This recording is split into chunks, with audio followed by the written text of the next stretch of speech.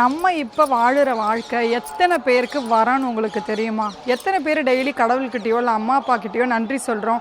எனக்கு இப்போ இவ்வளோ கிடச்சிருக்கு, இந்த விஷயத்துக்காகலாம் நான் ஒரு காலத்தில் வேண்டியிருக்கேன், இதெல்லாம் எனக்கு கிடச்சிருக்கு, எனக்கு படுத்து தூங்க வீடு இருக்குது, ட்ராவல் பண்ணுறதுக்கு வண்டி இருக்குது, என்னை பார்த்துக்க சுற்றி இத்தனை பேர் இருக்காங்க, எனக்கு 2 குழந்தை இருக்குது, எனக்கு எல்லாமே அற்புதமாக அமைஞ்சிருக்குன்னு எத்தனை பேர் சொல்கிறோம் சொல்லுங்கள் பார்ப்போம்?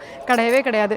நான் இதை வேண்டினேன், எனக்கு இந்த கடவுள் கொடுக்கல, எனக்கு சொத்து கொடுக்கல அம்மா அப்பா, நான் பிஸ்னஸ் ஆரம்பித்தேன் எனக்கு சரியாக போகலை, எனக்கு நைட்டெல்லாம் தூக்கம் வர மாட்டுது, எனக்கு இது வேணும் கிடைக்கல, எனக்கு அது வேணும் கிடைக்கல தான் சொல்கிறேன். ஈவன் நான் கூட சம்டைம்ஸ் சொல்கிறேன். இப்படி தான் நினைக்கிறோமே தவிர யாராச்சும் கிடைச்ச விஷயத்துக்கு கடவுள்கிட்ட நன்றி சொல்கிறோமா? சொல்லி பாருங்களேன், சொல்ல முயற்சி பண்ணி பாருங்களேன். அதுக்கப்புறம் நீங்கள் வேண்டுற எல்லாமே ரொம்ப சீக்கிரமாக கிட்டக்க தான் இருக்கும், டக்குன்னு உங்களுக்கு கிடச்சிரும். உண்மையாக இதை நான் உணர்ந்திருக்கேன், அதனால் உங்ககிட்ட சொல்கிறேன். என்றைக்கு இல்லாத விஷயத்தை பற்றி நம்ம கவலைப்படுறோமோ இருக்கிற விஷயமும் நம்ம கைவிட்டு போயிடும். ஸோ தயவு செஞ்சு கடவுள்கிட்ட எவ்ரிடே அம்மா அப்பா கிட்ட கூட சொல்கிறேன், நன்றி.